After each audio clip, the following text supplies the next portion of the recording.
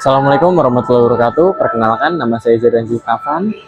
Saya merupakan mahasiswa Fakultas Peternakan dengan nomor induk mahasiswa 245-050-107-111-85. Di sini saya akan menjelaskan mengenai case study yang telah saya pilih dan saya analisis, yang merupakan sebagai tugas akhir dari mata kuliah Sosiologi Peternakan.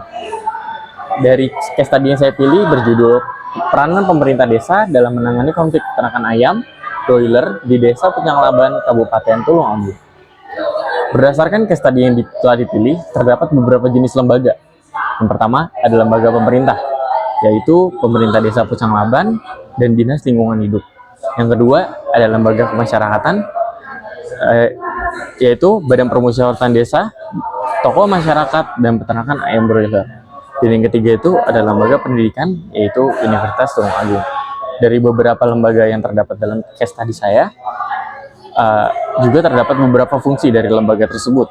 Yang pertama dari Pemerintah Desa Pucanglaban, yang memiliki peran dalam menangani konflik yang muncul akibat peternakan ayam broiler. Dalam permasalahan tersebut, Pemerintah Desa Pucanglaban bertindak sebagai fasilitator dengan memberikan dukungan masyarakat dan menentukan kebijakan. Yang kedua, Dinas Lingkungan Hidup. Dinas Lingkungan Hidup memiliki peran dalam memberikan masukan teknis terkait dampak lingkungan, arah untuk menyeimbangkan penyelenggaraan pembangunan melalui penertiban peraturan-peraturan. Dan yang ketiga, ada Badan Permusyawaratan Desa. Badan Permusyawaratan Desa memiliki peran dalam memberikan masukan dan dukungan dalam penyusunan aturan tata kelola peternakan dan memiliki keterlibatan dalam mediasi konflik bersama pemerintah desa. Dan yang keempat, ada tokoh masyarakat. Tokoh masyarakat di sini memiliki peran dalam perwakilan masyarakat untuk menyampaikan aspirasi, keluhan, dan pendapat masyarakat terkait dampak dari peternakan ayam broiler tersebut. Dan yang kelima, ada peternak ayam broiler. Kelompok pengusaha peternak tersebut menjadi pihak konflik. Kelompok tersebut berinteraksi langsung dengan pemerintahan, desa, dan masyarakat umum dalam penyelesaian konflik. Dan yang keenam, ada Universitas Tulungagung. Lembaga ini tidak memiliki peran langsung dalam konflik, namun berkontribusi melalui penelitian yang dilakukan akademisi dan juga mahasiswa. Selanjutnya, saya akan menjelaskan mengenai perilaku deviant behavior yang terdapat pada case study yang setelah saya pilih. Deviant behavior yang terjadi di sini merupakan perilaku yang muncul berhubungan dengan aktivitas peternakan ayam broiler yang tidak sesuai dengan standar kelayakan dan regulasi. Beberapa bentuk deviant behavior dalam case study meliputi: yang pertama ada ketidakpatuhan terhadap standar kelayakan. Ternak ayam broiler dibangun terlalu dekat dengan pemukiman sehingga menimbulkan pencemaran lingkungan berupa bau menyengat dan banyaknya lalat. Beberapa peternak tidak merespon terhadap keluhan warga tersebut yang merasa terganggu oleh dampak lingkungan dan kurangnya inisiatif untuk mengelola limbah secara efektif dan aktivitas transformasi berat dari peternakan untuk menyebabkan kerusakan jalan tetapi tidak ada kontribusi dari peternak. Juga ada beberapa faktor yang menjadikan hal tersebut dianggap sebuah penyimpangan. Yang pertama, dari norma lingkungan. Dalam hal ini, norma lingkungan berfungsi sebagai dasar hukum dan pedoman atas yang mengharuskan peternak untuk memperhatikan kebijakan yang sesuai. Yang kedua, ada regulasi dan kebijakan. Pada umumnya, regulasi dan kebijakan akan selalu ada, dan hal ini menjadi suatu hal yang harus diperhatikan para peternak dan didasarkan atas norma yang berlaku. Dan yang ketiga, ada dampak kesehatan. Pengelolaan limbah tidak sesuai akan menimbulkan berbagai dampak kesehatan. Dan selanjutnya saya akan menjelaskan mengenai anomi dari case study tersebut. Anomi yang terjadi ini adalah ketika ada kurangnya pengawasan atau penerapan yang dengan sanksi yang tegas dari pemerintah yang dapat menimbulkan rasa kelalaian dan kebebasan peternak dalam mengabaikan aturan tanpa konsekuensi yang tepat. Hal tersebut menciptakan kondisi anomi di mana aturan akan dipandang dan akhirnya para peternak taat pada aturan. Selanjutnya, saya akan menjelaskan mengenai dimensi kekuasaan berdasarkan case study yang setelah saya pilih. Dari lembaga pemerintahan memiliki dimensi kekuasaan itu legal dan tanpa anarki. Dan saya akan menjelaskan lebih jelas mengenai lembaga pemerintahan tersebut. Pemerintah Desa Puncang Laban dan Dinas Lingkungan Hidup memiliki peran penting dalam menangani konflik peternakan dengan masyarakat, yang memberikan dukungan masyarakat dengan membuat kebijakan kepada peternak guna sebagai solusi akan permasalahan tersebut. Kekuasaan yang diperoleh lembaga tersebut merupakan secara legal dengan melalui prosedur yang sah dan peraturan yang formal. Dan lembaga tersebut memiliki otoritas ilegal dalam melaksanakan program-program pemerintah. Yang kedua adalah lembaga kemasyarakatan yang memiliki dimensi kekuasaan, tradisi, dan juga ideologi. Lembaga kemasyarakatan yang terdapat pada case tadi yaitu Badan Permusyawaratan Desa dan juga tokoh masyarakat yang memiliki peran dalam memberikan masukan secara teknis, menyampaikan aspirasi dan pendapat masyarakat dalam mediasi konflik bersama pemerintah desa. Kekuasaan yang diperoleh tersebut berasal dari legal, tradisi, dan juga ideologi. Dan yang ketiga ada lembaga pendidikan yaitu Universitas Tulungagung yang memiliki peran dalam berkontribusi melalui penelitian dilakukan akademisi dan mahasiswa. Penelitian tersebut akan menghasilkan jurnal publikasi yang dapat memberikan informasi yang memiliki sifat mempengaruhi hal-hal baik pada peternak lainnya. Kekuasaan yang diperoleh tersebut adalah secara legal. Selanjutnya, beberapa saluran kekuasaan yang didapatkan dari lembaga-lembaga yang terdapat di case tadi tersebut. Yang pertama dari pemerintah Desa Puncang Laban yang memiliki peran penting dalam saluran kekuasaan administratif, hukum, dan juga politik. Kewenangan yang dimiliki yaitu membuat kebijakan dan memberikan dukungan serta solusi kepada masyarakat. Selanjutnya ada Dinas Lingkungan Hidup, yang dimana Dinas Lingkungan Hidup ini memiliki peran dalam saluran administratif dan saluran kekuasaan hukum. Dengan adanya saluran kekuasaan tersebut, dinas memiliki peran dalam memastikan peternak memenuhi standar lingkungan. Selanjutnya, ada Badan Permusyawaratan Desa yang memiliki peran dalam saluran kekuasaan administratif dan juga sosial dalam mendukung masyarakat terkait konflik antara peternak dan juga masyarakat. Dan selanjutnya saya akan menjelaskan mengenai teori-teori sumber kekuasaan. Yang pertama adalah lembaga pemerintah yang memiliki wewenang legal atas dasar peraturan formal dan kekuasaan berdasarkan pendelegasian wewenang. Selanjutnya ada lembaga kemasyarakatan yang memiliki kekuasaan berdasarkan tradisi dan adat istiadat. Dan yang ketiga, lembaga pendidikan yang memiliki kekuasaan berdasarkan pendidikan. Lalu dari lembaga tersebut memiliki sumber kekuasaan berdasarkan anggota dan pemimpin dari pemerintah Desa Puncang Laban, Dinas Lingkungan Hidup, dan juga BPD memiliki kekuasaan koertif, yaitu memiliki kekuasaan untuk menerapkan sanksi atau kebijakan yang seharusnya ditaati oleh peternak. Yang kedua, ada kekuasaan resmi, yaitu memiliki wewenang dan kekuasaan resmi yang dapat mengatur peternak dalam pengelolaan limbah dan jarak antar peternakan dengan pemukiman. Selanjutnya yang ketiga ada kekuasaan rujukan, yaitu memiliki kekuasaan yang dapat membuat peternak mengikuti arahan pemerintah Desa Puncang Laban. Dan yang kedua, kekuasaan dari peternakan yang broiler, yaitu adalah kekuasaan ganjaran, di mana peternak memiliki kekuasaan atas hasil yang ditawarkan dari peternakan. Hal ini mendorong sekitar untuk mempertimbangkan dari konflik yang dibuat oleh peternak ayam broiler tersebut. Yang ketiga ada lembaga pendidikan, yaitu memiliki kekuasaan keahlian, yang dimana Universitas Tulungagung ini memiliki keahlian dalam metode penelitian guna menambahkan informasi. Selanjutnya, unsur-unsur kekuasaan yang terdapat pada case tadi dari pemerintah Desa Puncang Laban, yaitu melakukan kebijakan untuk menciptakan hubungan baik antara peternak dan juga masyarakat. Lalu peternak ayam broiler memiliki hasil peternak yang dapat dipertimbangkan, dan lembaga pendidikan yaitu memberikan informasi melalui publikasi jurnal.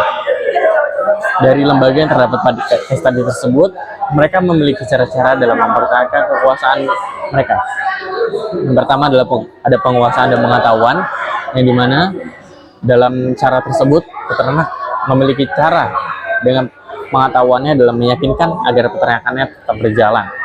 Yang kedua adalah keputusan strategis, yaitu pemerintah dapat mempertahankan kekuasaan dengan membuat kebijakan.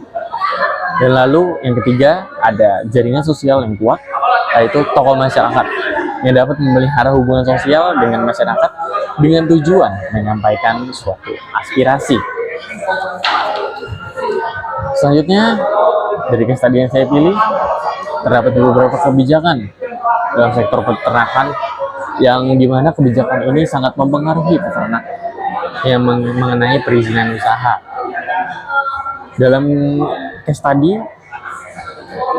sejumlah kebijakan yang diimplementasikan oleh pemerintah desa Pucang Laban dalam menangani konflik sosial akibat peternakan ayam broiler. Kebijakan utama yang diterapkan adalah regulasi tentang tata kelola pendirian kandang ayam. Salah satunya adalah penetapan jarak minimal 500 meter antara kandang dan pemukiman untuk meminimalkan dampak negatif terhadap masyarakat.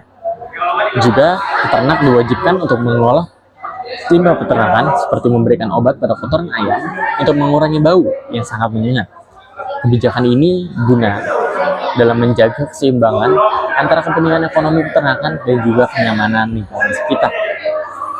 Lalu dari lembaga-lembaga tersebut atau dari hal-hal yang terjadi di dalam case tadi tersebut, terdapat beberapa kendala dari peternak dalam mengakses layanan birokrasi. Yang pertama, dalam proses perizinan yang belum optimal, di mana pemerintah desa menerapkan kebijakan selektif pada pendirian kandang ayam, termasuk persyaratan jarak minimal dan pengelolaan limbah. Namun, dari pemerintah itu sendiri tidak meyakinkan untuk semua peternak memahami atau memiliki kapasitas untuk memenuhi persyaratan tersebut. Peternak juga belum memiliki informasi yang memadai tentang prosedur perizinan dan juga dampak lingkungan. Yang kedua, adanya kurang sosialisasi dan komunikasi yang efektif antara peternak, masyarakat, dan juga pemerintah. Peternak di sini merasa pemerintah terlalu lambat merespon kebutuhan atau tidak memberikan panduan yang jelas terkait pengelolaan dampak lingkungan. Kendala ini semakin parah saat sikap peternak yang tidak taat terhadap aturan, sehingga menciptakan konflik dengan masyarakat. Dalam hal ini menunjukkan perlunya peningkatan koordinasi, edukasi, dan juga transparansi dalam layanan birokrasi agar mendukung keberlanjutan peternakan sekaligus menjaga harmonisasi sosial. Selanjutnya, proses birokrasi dalam studi case saya, yaitu yang pertama adalah memiliki aspek yang mendukung, tapi juga terdapat aspek yang menghambat. Dan di sini saya akan menjelaskan mengenai aspek-aspek tersebut. Yang pertama adalah aspek yang mendukung, yaitu pemerintah memiliki peran sebagai fasilitator, yang dimana pemerintah desa memberikan dukungan terhadap keberadaan peternakan ayam broiler karena dianggap mampu meningkatkan ekonomi masyarakat. Kedua, pemerintah melakukan mediasi untuk menyelesaikan konflik. Selain sebagai fasilitator, pemerintah juga bertindak sebagai mediator, yang dimana hal ini pemerintah dapat menyelesaikan konflik antara peternak dan masyarakat. Hal ini upaya dalam memberikan ruang bagi peternak untuk mempertahankan usahanya sambil memperbaiki hubungan dengan masyarakat sekitar. Yang kedua, terdapat aspek yang menghambat. Yang pertama itu ada proses perizinan yang ketat dan selektif, yang dimana kebijakan penetapan jarak minimal tersebut dianggap memberatkan peternak dan menambah tantangan dalam mengembangkan peternakan. Dan yang kedua, ada kurangnya sosialisasi dan juga akses informasi, yang dimana peternak merasa kurang informasi yang jelas dan lengkap mengenai proses perizinan dan pengelolaan dampak lingkungan. Selanjutnya, saya akan menjelaskan mengenai peran pemerintah dalam peningkatan pelayanan publik dalam konflik tersebut. Yang pertama, pemerintah berperan sebagai fasilitator, yang dimana mendukung dan memfasilitasi kegiatan peternakan ayam broiler untuk berkembang dan mengadakan sosialisasi. Dan juga berperan sebagai mediator, yang dimana pemerintah melakukan peran mediasi. Dan terakhir, pemerintah memiliki peran sebagai regulator, di mana dalam hal ini pemerintah memiliki kebijakan dirancang dalam memberikan dukungan dan memberikan kerangka hukum yang jelas bagi para peternak. Dan selanjutnya saya akan menjelaskan mengenai unsur perubahan yang terjadi dalam case study saya. Pertama, terdapat perubahan ekonomi, yang dimana peralihan sumber penghasilan masyarakat dari pertanian ke peternakan ayam broiler karena meningkatnya permintaan protein hewan. Yang kedua, ada perubahan sosial, yaitu dampak negatif peternakan ayam broiler yang ditimbulkan dan menghasilkan konflik dari peternak terhadap masyarakat sekitar. Yang ketiga, ada perubahan regulasi, yaitu perubahan yang terjadi karena adanya aturan baru tentang jarak minimal antara kandang dan pemukiman, serta pengelolaan limbah yang diharuskan kepada para peternak. Selanjutnya ada saluran perubahan sosial, di mana pemerintah Desa Pucang Laban berperan sebagai fasilitator, mediator, dan juga regulator. Yang kedua, ada Dinas Lingkungan Hidup yang berperan sebagai pemberi rekomendasi teknis mengenai pengelolaan limbah. Selanjutnya ada Badan Permusyawaratan Desa yang berperan sebagai pemberi masukan kebijakan dan mendukung proses mediasi. Dari beberapa saluran perubahan sosial tersebut, saya bisa mengatakan hal ini karena terdapat bukti dan data, yaitu yang pertama dari penyelesaian konflik, di mana pemerintah desa ini benar-benar membuat aturan jarak minimal 500 meter antara kandang dan pemukiman, serta mengadakan mediasi untuk penyelesaian konflik tersebut. Lalu dari adanya hal tersebut terdapat dampak pada ikatan sosial dan juga integrasi, yang dimana kesadaran masyarakat memiliki keresahan warga dari praktik peternak yang tidak sesuai dengan standar. Dan yang kedua, ada integrasi baru, yang dimana tindakan pemerintah setelah ada konflik peternak dengan masyarakat hingga menciptakan perubahan sosial mengenai kebijakan. Lalu ada perubahan norma dan aturan, yaitu ada norma sosial, norma ekologis, aturan jarak kandang, dan aturan pengelolaan limbah. Lalu dalam case study tersebut terdapat terintegrasi, yaitu pemerintah desa telah memediasi konflik yang akan menghasilkan aturan baru. Selanjutnya, masyarakat juga mulai menerima peternakan dengan syarat dampak negatif yang diminimalkan. Dan yang terakhir, saya akan menjelaskan mengenai klasifikasi perubahan sosial. Perubahan sosial yang terdapat dalam case study tersebut ada perubahan cepat dan perubahan lambat. Dalam perubahan cepat terjadi konflik sosial setelah muncul dalam lingkungan. Perubahan lambatnya yaitu penyesuaian masyarakat terhadap keberadaan peternak dan juga implementasi kebijakan pengelolaan limbah yang memerlukan waktu dari peternak tersebut. Dari hal tersebut, saya sudah menjelaskan semua aspek yang terdapat dari case study yang bisa saya jelaskan dari hasil analisis saya. Sekian yang bisa saya jelaskan mengenai case study tersebut. Kurang lebih yang mohon maaf. Wassalamualaikum warahmatullahi wabarakatuh.